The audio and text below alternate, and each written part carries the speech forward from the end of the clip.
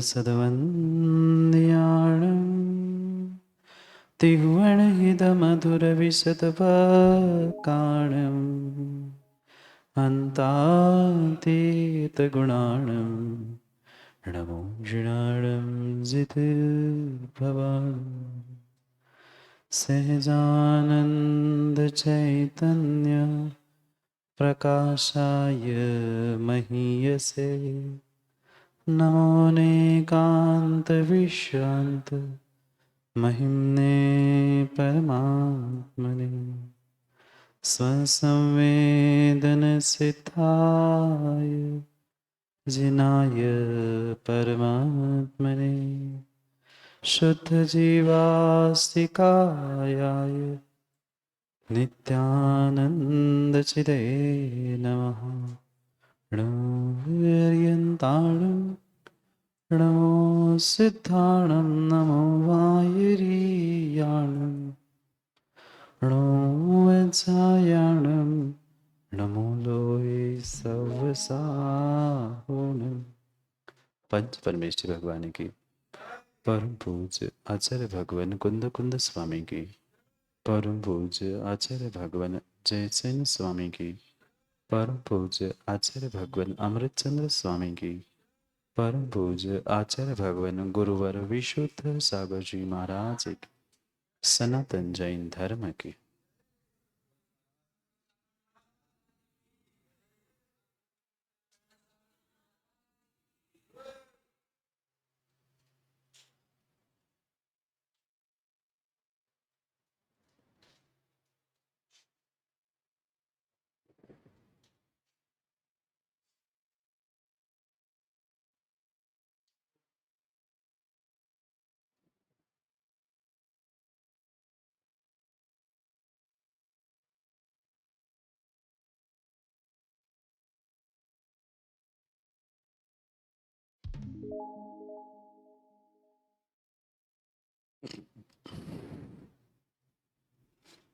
अंतिम तिथि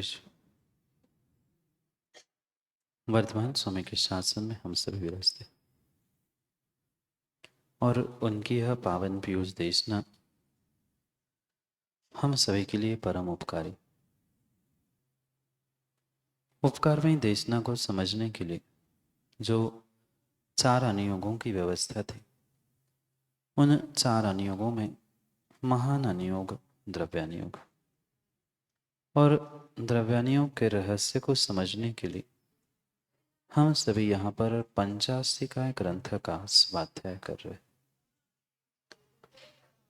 भव्यात्माओं, आचार्य प्रवर कुंद कुंद स्वामी ग्रंथराज पंचास्तिकाय में हम सभी भव्यों को 5 अस्तिकायों के निमित्त से वस्तु स्वरूप का व्याख्यान समझा रहे और उस वस्तु स्वरूप को समझने के लिए 6 द्रव्यों के स्वरूप को समझना आवश्यक था और उसी लिए 6 द्रव्यों के स्वरूप को समझाते हुए यहाँ उस 6 द्रव्यों में से विशेष 5 द्रव्यों को जो अस्तिकाय संज्ञा प्रदान की थी, उनका व्याख्यान यहाँ पर चल रहा था। गाथा नंबर 22 में आचार्य भगवान कुंद कुंद स्वामी हमें उन 6 द्रव्यों में से 5 द्रव्यों का, यानी जिसे पंचास्तिकाय कहा, ऐसे उस पंचास्तिकाय का 5 अस्तिकायों का बोध करा रहे। द्रव्य वही है, वस्तु वही है, मात्र उसकी संज्ञा भिन्न है। जैसे किसी बालक का घर का नाम कुछ और होता है और स्कूल कॉलेज का नाम कुछ और होता, तो नाम अलग अलग होने से वह बालक, वह जीव अलग नहीं हुआ, अपितु मात्र उसकी 2 प्रकार की संज्ञाएं थी, नाम थे। इसी प्रकार से जब द्रवणशील रूप द्रव्य की व्याख्या होगी तो 6 द्रव्य कहे जाएंगे, और अस्तित्व और कायत्व की जब व्याख्या होगी तब वहां पर 5 अस्तिकायों का व्याख्यान होगा। और इसी कारण से सामान्य रूप से जो 6 द्रव्य है वही सामान्य द्रव्य, 6 द्रव्य सामान्य रूप से होने पर भी उसको विशेष रूप से कहते हुए आचार्य भगवंत उन्हें अस्तिकाय संज्ञा प्रदान करते।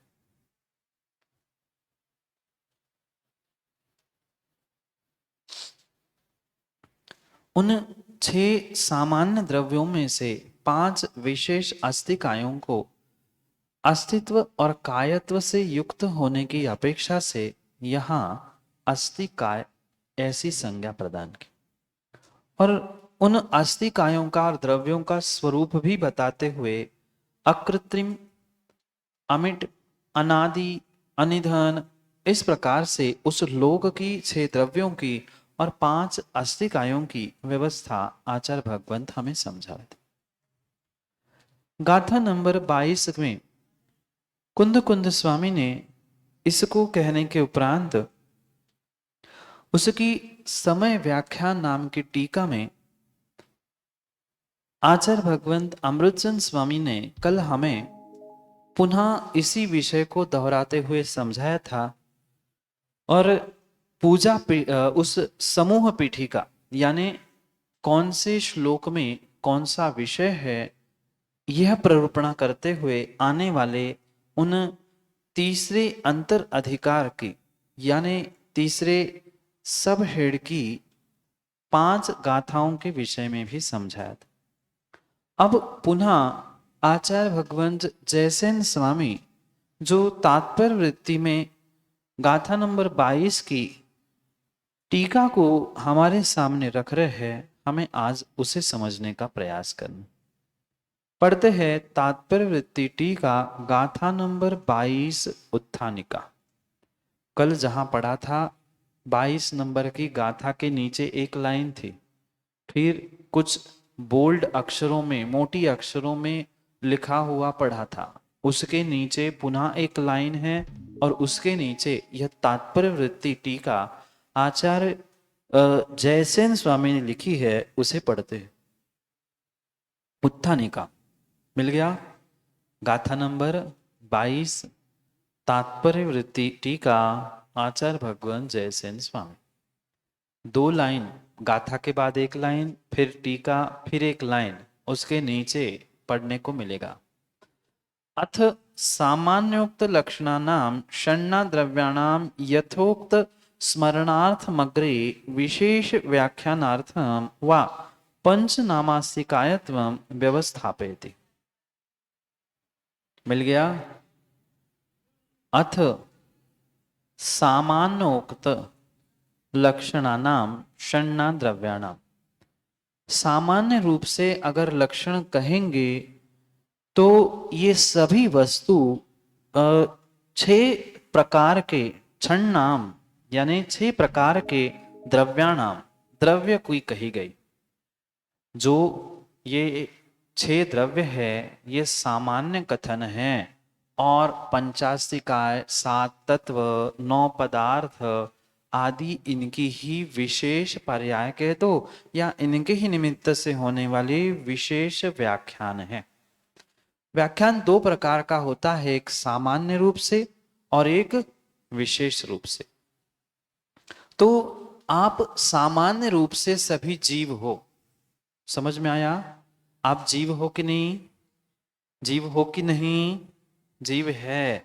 और आप फिर मनुष्य हो कि नहीं? एक बोलो ना, जीव हो कि मनुष्य? मात्र जीव होना, मनुष्य नहीं होना? मनुष्य हो, जीव नहीं होना? सामान्य रूप से सभी जीव है, विशेष से मनुष्य है, स्त्री है, पुरुष है, बालक है, युवा। जो विशेष कथन करता है वह विशेष रूप से कहा जाता है विशेष व्याख्यान, और सामान्य रूप से सभी में समानता जो खोजता है वह सामान्य कथन होता है। तो ब्रह्मांड में जितनी भी वस्तु है सामान्य रूप से कैसी है? षण्णाम, छह प्रकार के वह द्रव्य रूप ही छह द्रव्यों के सामान्य कथित लक्षणों से फिर क्या कहा, यथावत स्मरण होने के लिए यथा उक्त स्मरणार्थम अग्रे विशेष व्याख्यानार्थम वा पंच नामास्तिकायत्वम व्यवस्थापित।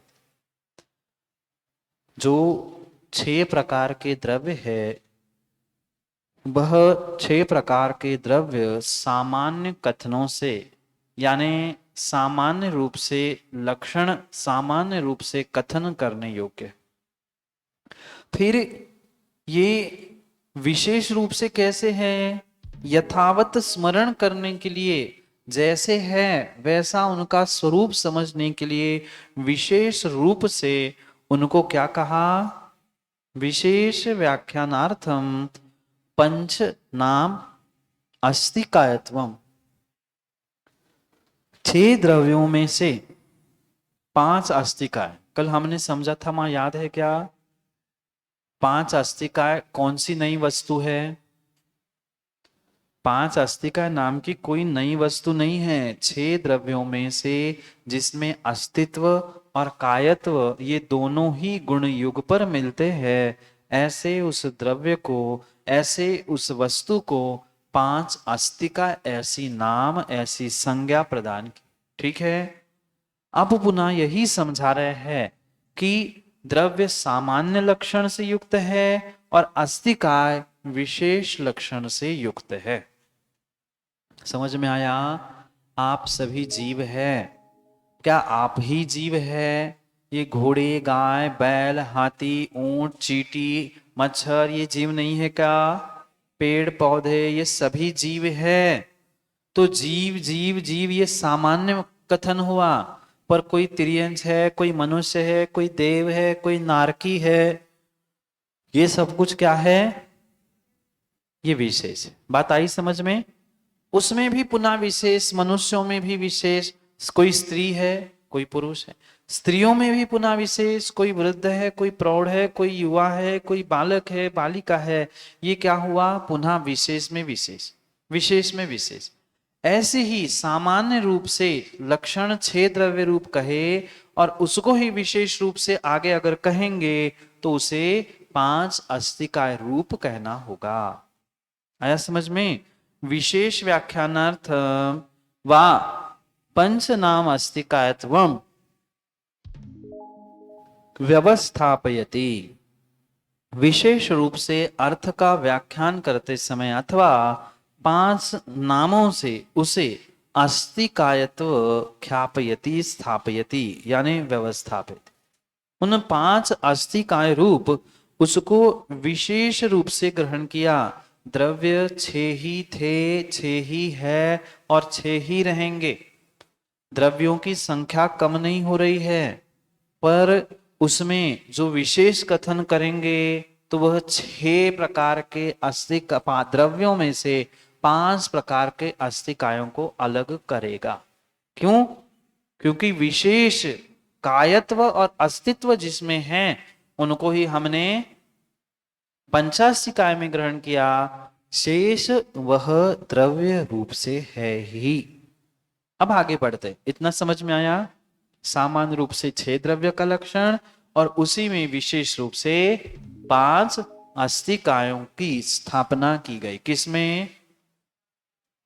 छह द्रव्यों में से पांच द्रव्यों में अस्तिकाय ऐसी संज्ञा स्थापित की। क्यों? क्योंकि दो गुण पांच में हैं। कौन से? अस्तित्व और कायत्व।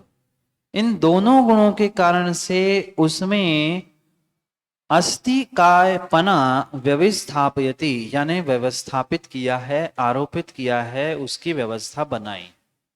अब पढ़ते हैं मूल टीका को, जहां जयसेन स्वामी हमें समझाते हैं। पढ़ते हैं तात्पर्य वृत्ति।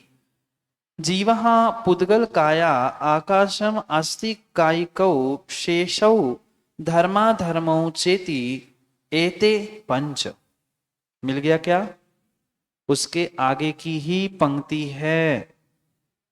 जीवः पुद्गल काया आकाशम अस्ति कायिकौ शेषौ यानी धर्माधर्मौ च इति एते पंच। पंचास्तिकाय पंचास्तिकाय पंचास्तिकाय, पर ये पंचास्तिकाय कौन से है, उसको जो गाथा में कुंद कुंद स्वामी भगवान ने कहा था उसको ही यहाँ पुनः समझा रहे हैं कि जीव, पुद्गल, आकाश, इन तीनों के साथ साथ शेष जो धर्म और अधर्म हैं वे भी क्या है, च इति एते पंच अस्तिकाय। ये 5 अस्तिकाय है। समझ में आया क्या? समझना, ये हमने गाथा में भी समझा था, कल समय व्याख्या टीका में भी समझा था, पुनः उसको दोहरा रहा है। जीव, पुद्गल, धर्म, अधर्म, आकाश, काल नहीं, मात्र आकाश तक, ये 5 क्या है, अस्तिकाय है। क्यों? उसी में अस्तित्व भी है और कायत्व भी है। तो उस अस्तित्व और कायत्व, इन दोनों गुणों के कारण से वह पंच एते यानी यह 5 प्रकार के कहे गए हैं। काल द्रव्य को छोड़कर शेष 5 क्या है, पंचास्तिकाय है। तो इसलिए उसे एते पंच, वह 5 प्रकार। कथम भूता, ये किस प्रकार से होते हैं? आपने कहा कि 6 द्रव्यों में से 5 अस्तिकाय है, पर कथम भूता यानी कैसे है वो अस्तिकाय? वही द्रव्य और वही अस्तिकाय कैसी होगी? दीपक नाम का तो एक ही व्यक्ति है, पर वह मात्र दीपक नाम से ही पहचाना नहीं जाता, और भी उसके कुछ नाम हैं। वस्तु कितनी, व्यक्ति कितना था, एक ही, पर उन्हीं आदिनाथ भगवान को ऋषभदेव भी कहते हैं, वही वह पुष्पदंत नाथ भगवान को और क्या कहते हैं, सुविधिनाथ भी कहते। भगवान कितने हैं, एक ही है, 24 तो नहीं। पुष्पदंत नाम के भगवान एक है, उन्हीं को क्या कहते हैं, सुविधिनाथ भी कहते। महावीर भगवान एक ही थे, पर 5 उनके नाम हैं। अब आया कुछ समझ में? ऐसे ही वस्तु तो एक ही है, जीव, धर्म, अधर्म आदि रूप, पर उसमें विशेष रूप से जब उसको संग्रहित करते हुए, व्यवहारित करते हुए कथन करेंगे तो वह 5 अस्तिकाय रूप एकत्रित करके कहा। समझ में आया? ये 5 अस्तिकाय कथम भूता, ये 5 अस्तिकाय आपने कह दिए, उसके नाम भी बता दिए, पर ये 5 अस्तिकाय कैसी है, इसका स्वरूप कैसा है, ये 5 अस्तिकाय कैसे होते हैं? तो उसके लिए उत्तर देते हुए कह रहे हैं अकृत्रिमा। कैसे है? अकृत्रिमा, न केनापि पुरुष विशेषेण कृतः। मिल गया? अकृत्रिमा कौमा न केन अपि पुरुष विशेषेण कृतः, किसी भी पुरुष के द्वारा बनाया नहीं गया है। जीव को जन्म देते हैं ना आप, बच्चे को जन्म दिया ना, संतान को जन्म दिया ना, तो जीव को जन्म दिया क्या, पुद्गल को दिया क्या? जीव कभी पुद्गल को पंडित जी जन्म देगा क्या? नहीं देगा। मात्र हम कह रहे हैं कि उस अवस्था को आपने धारण किया कुछ समय के लिए, इसलिए मां कह रही है इस बेटे को मैंने जन्म दिया। पर ना आपने जीव को जन्म दिया था, ना आपने पुद्गल को जन्म दिया था, ना दोनों को मिलके दिया था। वह तो वहां पर अपने आप आया था, उसने अपनी शरीर आदि वर्गणाओं को एकत्रित करके शरीर भी बनाया था, और आपने मात्र कुछ समय के लिए अपने गर्भ में ठहरने के लिए स्थान जरूर दिया था, पर जन्म तो नहीं दिया। बात आई समझ में? अकृत्रिमा न केन अपि पुरुष विशेषण कृता। ये 6 ही द्रव्य, 5 ही अस्तिकाय किसी पुरुष के द्वारा विशेष रूप से उत्पन्न नहीं हुई है। किसी ने बनाया क्या? मनुष्य को, देव को, तिर्यंचों को, नारकियों को? सिद्ध भगवान को तो बनाया होगा, इंसान ने नहीं बनाया।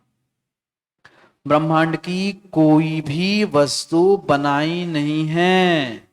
तीर्थंकर भगवान ने सत्य को बताया तो है, पर बनाया नहीं। इसलिए कह रहे अकृत्रिमा न केन अपि पुरुष विशेषण कृता, किसी भी प्रकार से पुरुष के द्वारा वह किया हुआ है ही नहीं। तरही कथम निष्पन्ना, मिल गया। तरही, फिर भी वह कैसे निष्पन्न हुआ, कैसे उत्पन्न हुआ? कौन,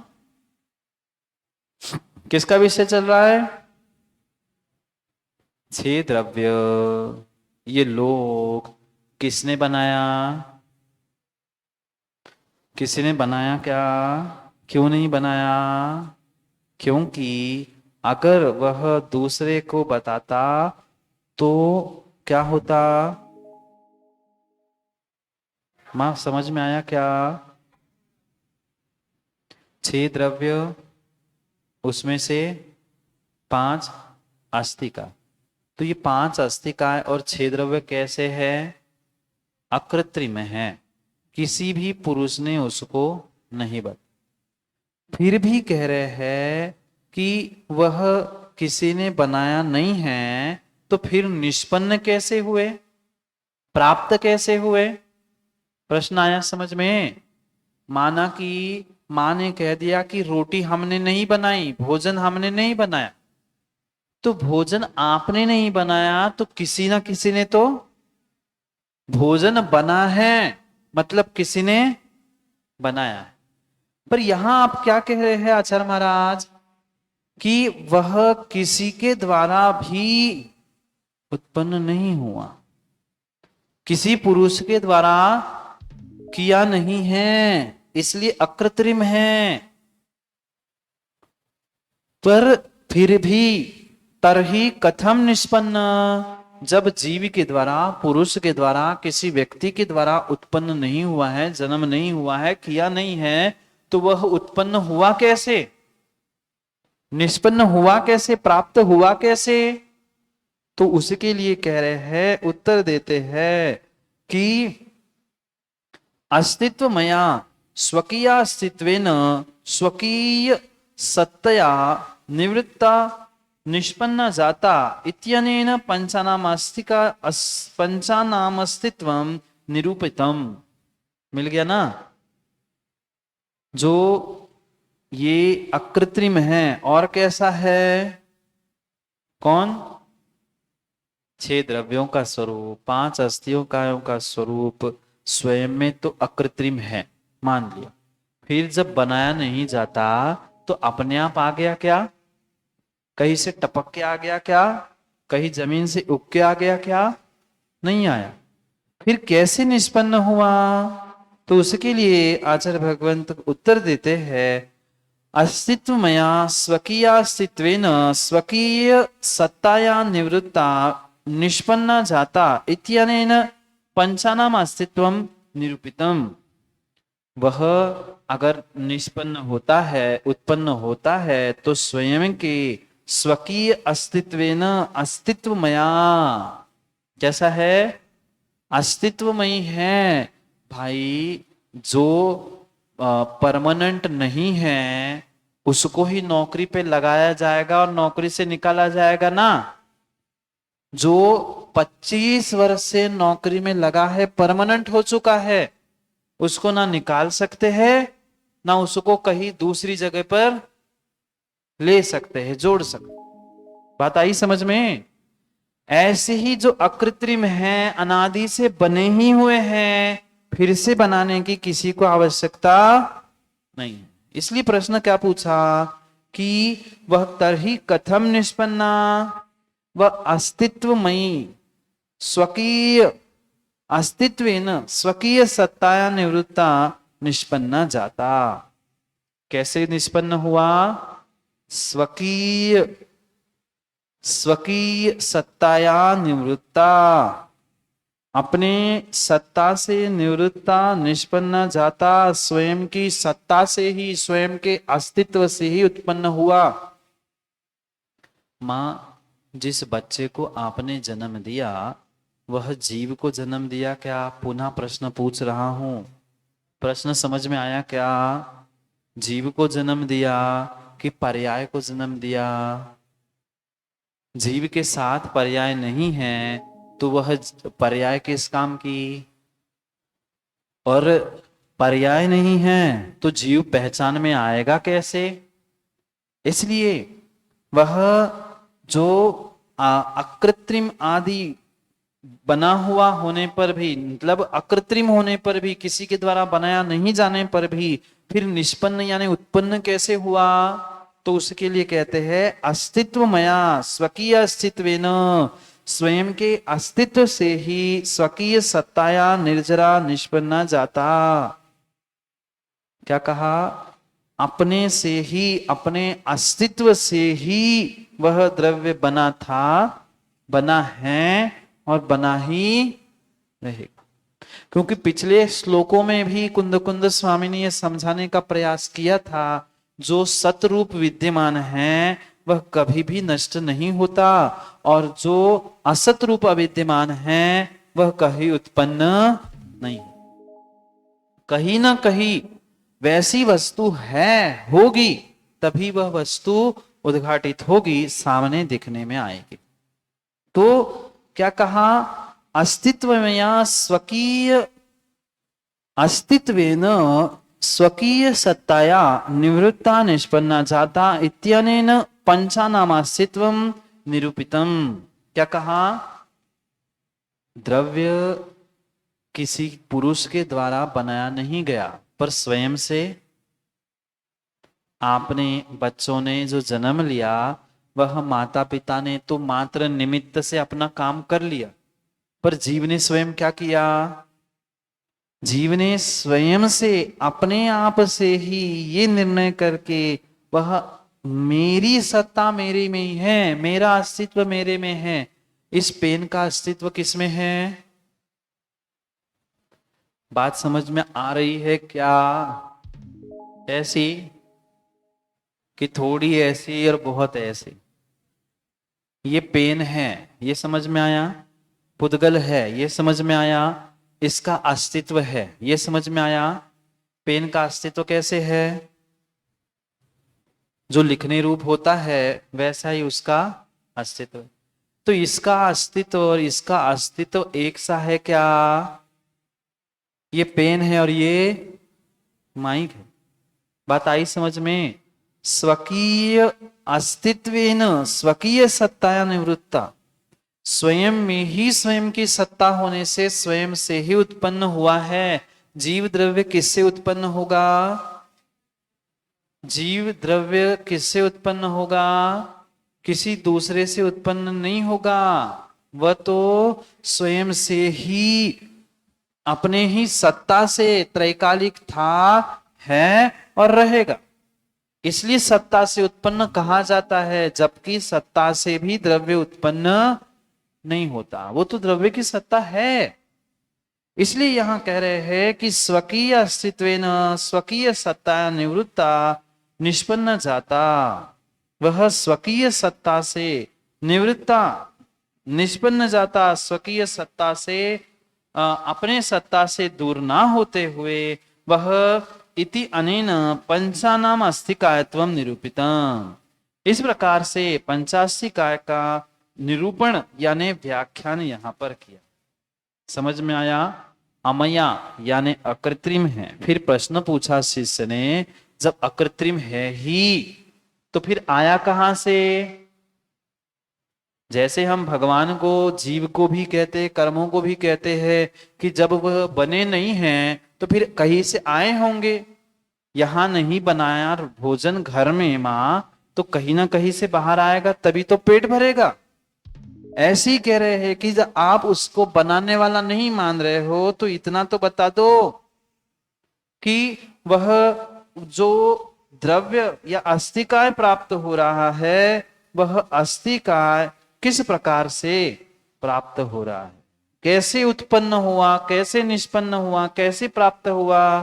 तो कह रहे अपने ही आप से हुआ।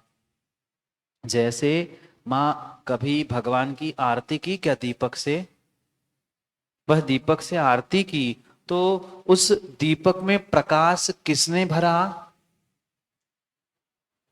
बात आई क्या समझ में? ये लाइट लगे है, इसमें प्रकाश किसी ने भरा क्या?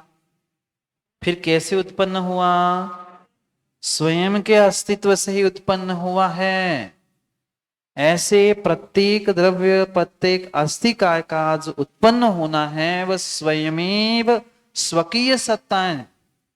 स्वयं की सत्ता से ही निष्पन्न जाता, निष्पन्न होने से इति अनेन पंच नाम अस्तित्व निरूपित।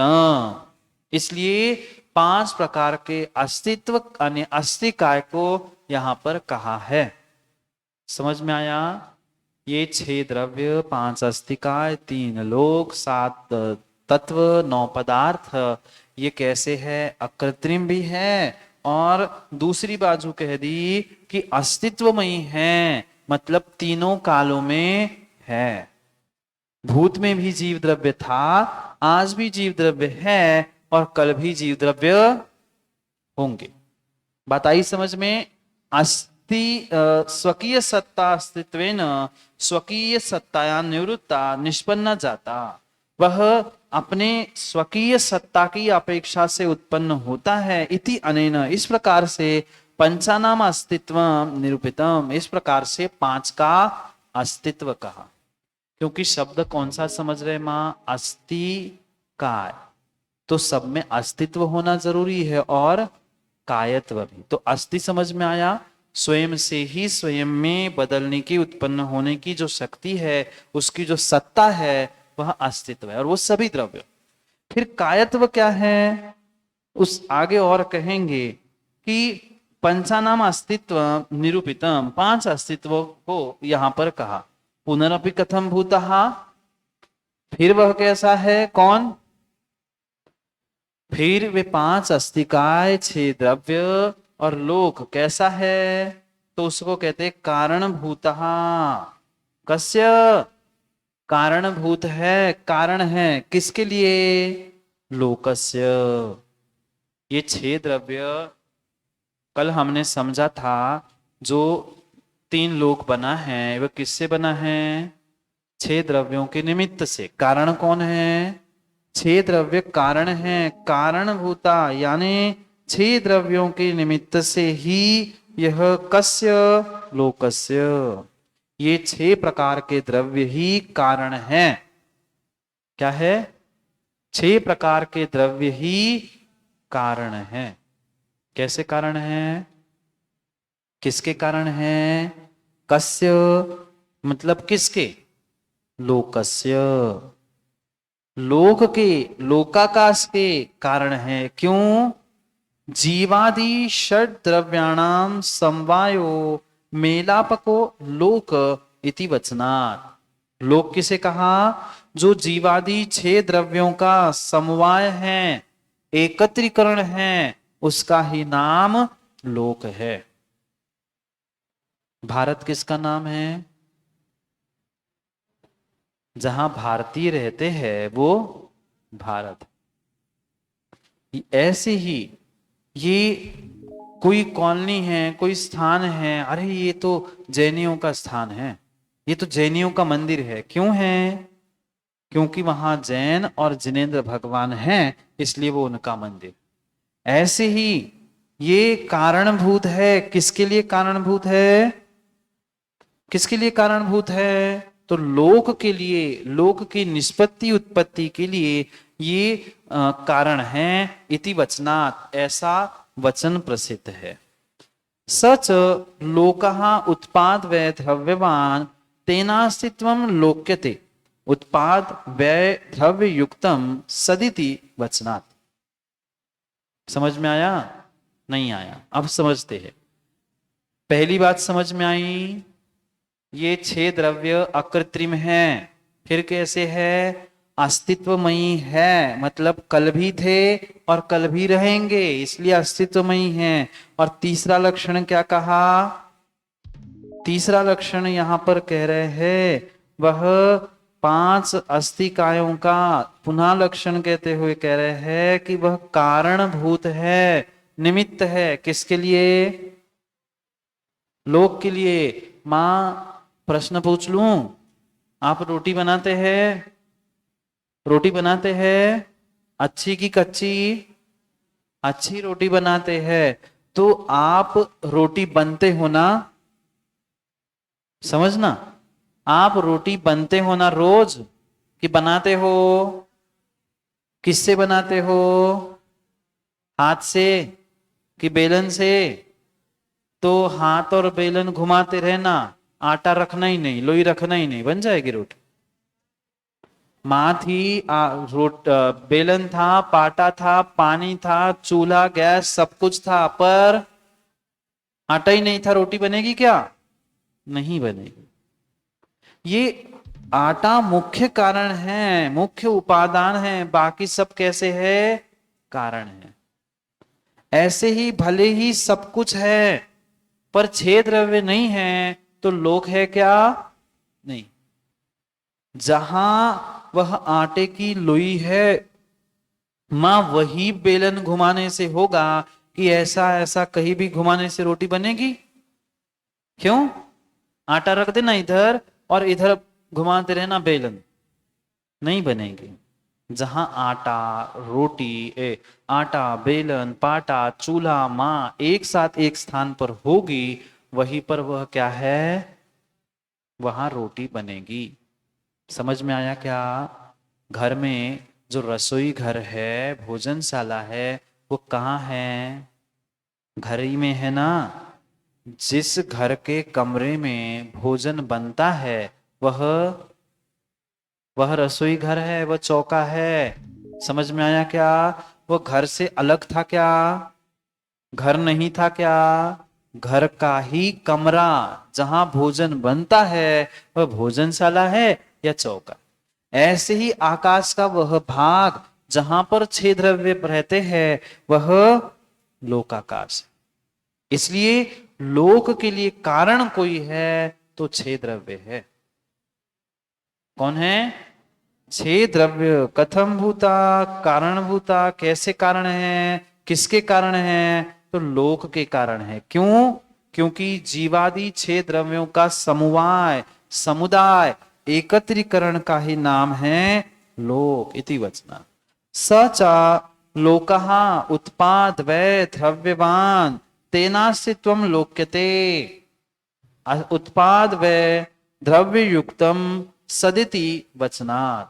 क्या कहा? सच वह यानी 6 द्रव्य, लोकहा लोक के, उत्पाद व द्रव्यवान तेन अस्तित्वम लोक्यते, उसी कारण से उस लोक का अस्तित्व भी दिखाई देता है। किसके कारण से? द्रव्य में जो उत्पाद, व्यय और द्रव्यपना चल रहा है, उनके निमित्त से ही यह लोक का वह परिणमन देखने में आता है। तेनास्तित्वम लोक्यते, उससे ही लोक का अस्तित्व समझ में आता है। क्यों? उत्पाद व द्रव्य युक्तम सत इति वचनात्। ये तो तत्वार्थ सूत्र में हमने पढ़ा ना, उत्पाद व द्रव्य युक्तम सत इति वचनात्, ऐसा आगम का वचन होने से ही पुनरपि कथम भूतो लोकहा, और भी ये लोक कैसा है? तो ऊर्ध्वोधो मध्य भागेन सांशः सावयवस्तेन कायत्वं कथितम भवति इति सूत्रार्था। सूत्र का संक्षेप में भावार्थ क्या हुआ? जो लोक है कैसा है? ऊर्ध्व, अधो और मध्य, 3 भागों सांशा, 3 भागों से युक्त वह अवयव सहित सावयव होने से कैसा है? कायत्वम कथितम भवति इति सूत्रार्था। ये लोकाकाश भी एक काय है। काय किसे कहा था कल हमने? जो बहुप्रदेशी है वह काय है। तो ये तीन लोक में 6 अवयव है क्या? समझ में आया? लोक किससे बना? लोक किससे बना? 6 द्रव्यों से। तो 6 द्रव्य मतलब लोकाकाश के अवयव कहे जाएंगे क्या?